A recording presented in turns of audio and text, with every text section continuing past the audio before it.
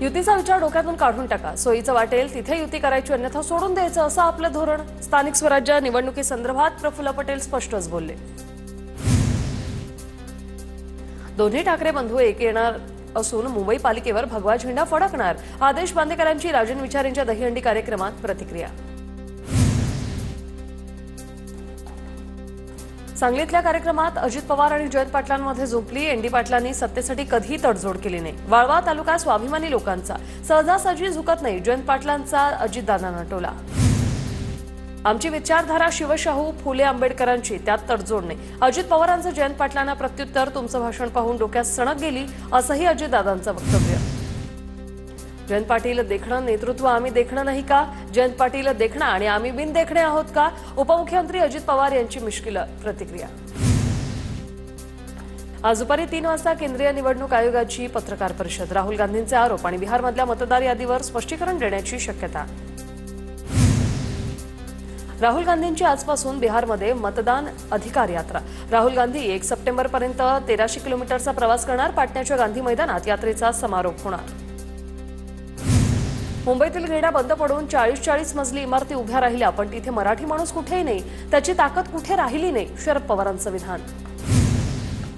अजितदादांचं आधी माझ्यावर लक्ष असायचं, पण आता ते गावकीचा विचार करतात, भावकीला विसरलेले आहेत। अजित पवारांसमोरच रोहित पवारांचं वक्तव्य।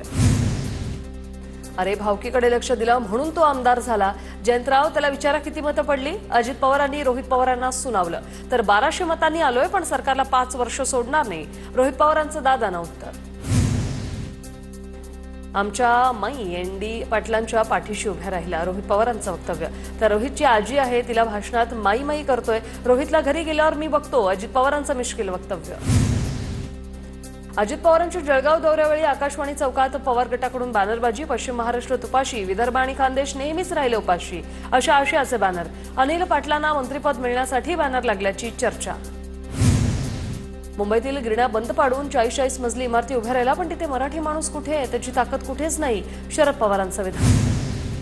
एकनाथ शिंदेना लॉटरी लागली आणि ते मुख्यमंत्री झाले, पण कमावलेलं टिकवता आलं पाहिजे। मंत्री गणेश नाईकांचा टोला। तर शिंदेना मुख्यमंत्री पदाचा मटका लागला असं गणेश नाईकांना म्हणायचं असेल। मटक्याचा आकडा काढणारे दिल्लीत बसलेत। सध्या शिंदेचा आकडा लागत नाहीये, राऊतांचा शिंदेंवर निशाणा। महायुतीने 2.5 वर्ष टीम म्हणून काम केलं, हे राज्याला माहिती। जनतेनं कामावर मतदान केल्याने म्हणून 232 आमदारांची हिक्ट्री केली। लॉटरी लागल्याच्या गणेश नाईकांच्या विधानावर शिंदेंचं प्रत्युत्तर। वरिष्ठांनी एकमेकांच्या बाबतीत संयमानं बोलावं, गुलाबराव पाटलांचा गणेश नाईकांना सल्ला। आम्ही 80 जागा लढलो आणि 60 जिंकलो। गणेश नाईकांनी शिंदेंवर केलेल्या टीकेला पाटलांचं प्रत्युत्तर। वरुड मतदारसंघातील काँग्रेसचे माजी आमदार नरेशचंद्र ठाकरे यांचे सुपुत्र विक्रम ठाकरे यांचा भाजपात प्रवेश। मंत्री चंद्रशेखर बावनकुळे यांच्या उपस्थितीत हजारो समर्थकांसह भाजपात प्रवेश। 5 वर्षात योग्य वेळी आम्ही कर्जमाफी करू, कर्जमाफी करणार नाही असं कधीही म्हटलं नाही। अजित पवारांची शेतकऱ्यांच्या कर्जमाफीवरून प्रतिक्रिया। सतेज पाटलांना शक्तीपीठ विरोधात आंदोलन करण्याचा अधिकार, अजित पवारांची प्रतिक्रिया। तर समृद्धी महामार्गात दर जाहीर झाल्यावर विरोध मावळला, शेतकऱ्यांचा विरोध आम्हाला परवडणारा नाही, अजित पवारांचं वक्तव्य। गोंदियाच्या तिरोडामध्ये प्रफुल्ल पटेलांच्या उपस्थितीत कार्यकर्ता मेळाव्याचं आयोजन। आगामी निवडणुकीपूर्वी अनेक कार्यकर्त्यांचा राष्ट्रवादीत प्रवेश, निवडणुकांसाठी कामाला लागण्याच्या सूचना।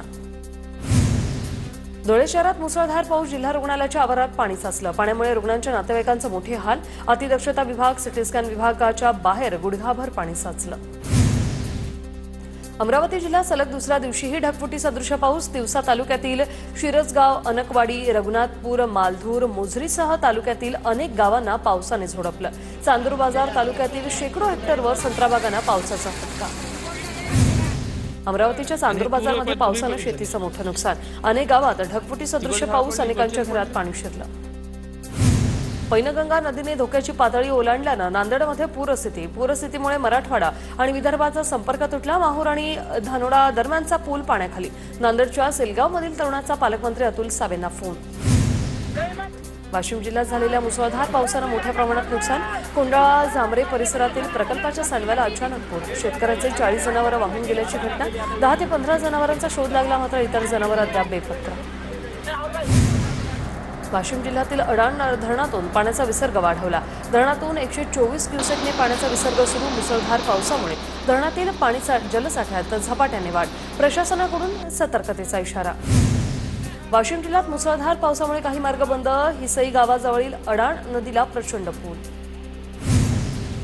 वाशिम जिल्ह्यात मुसळधार पावसामुळे शेलू बाजार परिसरातून वाहणाऱ्या अडाण नदीला पूर. पुराचं पाणी काही घरात शिरल्यामुळे जीवनावश्यक वस्तूंचं नुकसान. पूरग्रस्तांना जिल्हा परिषद शाळेत राहण्याची केली व्यवस्था.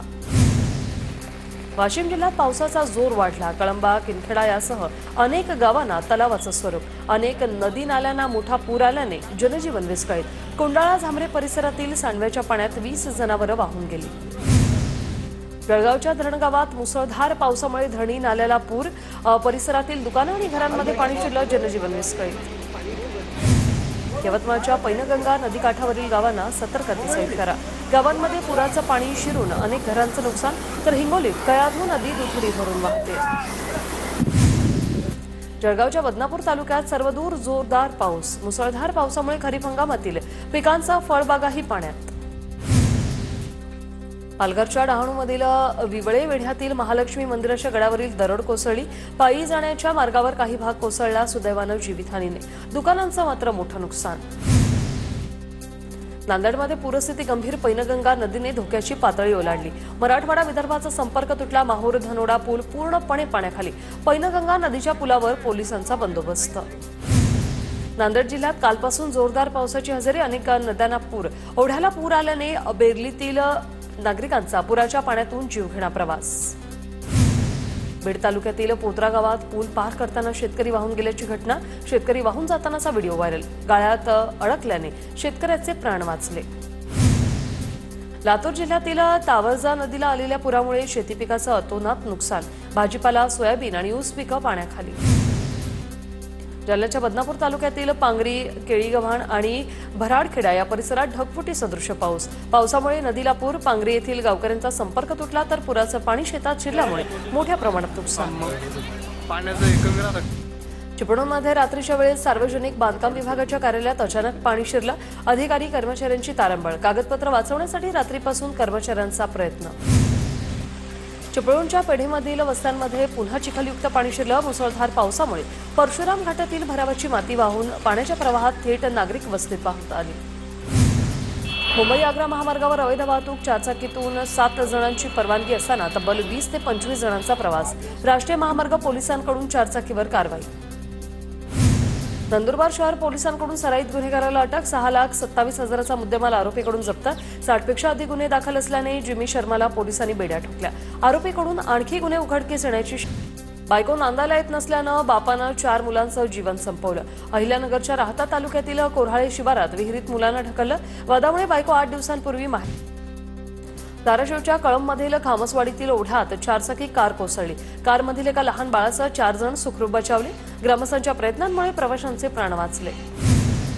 सिंधुदुर्गात क्षुल्लक कारणावरून परप्रांतीयांची स्थानिकांना मारहाण. 2 स्थानिक तरुण आणि 3 परप्रांतीयांमध्ये बाचाबाची.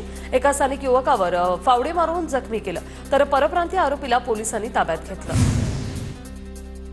घाटी रुग्णालयाच्या एमआरआय रूमचं सीलिंग कोसळल्याची घटना. रुग्णालयाच्या न्यू मल्टीस्पेशालिटी बिल्डिंगमधील एमआरआय रूममध्ये घटना घडली. सुदैवानं कोणतीही जीवितहानी नाही. अंडर ट्रायल एक महिला पोलीस कोठडीतून पळाली. मुंबईतील जेजे रुग्णालयात उपचार घेत असताना ही महिला पसार झाली. रुबिना इर्शाद शेख असं पसार झालेल्या या महिलेचं नाव. वर्क फ्रॉम होमच्या नावाखाली नागपुरात गृहिणींची 12 लाखांना फसवणूक. नागपूर सायबर पोलिसात गुन्हा दाखल. इंस्टाग्रामवर आलेल्या रीलमधील लिंकवर क्लिक केल्यानं फसवणूक झाल्याची माहिती.